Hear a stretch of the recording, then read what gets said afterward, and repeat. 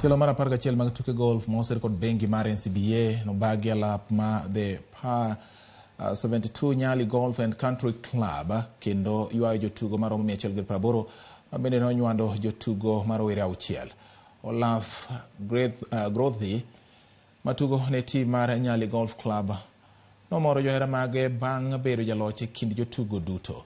Noyudo points 4 mbele Modhar Abubakar manoyudo points 76 kendo bedo jaloch e kind yawuoyi kendgi.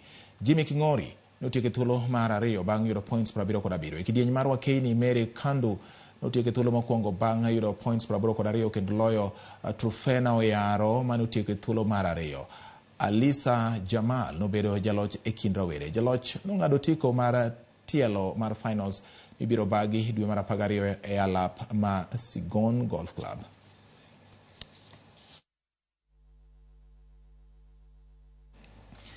Riwruok matayo tuke mag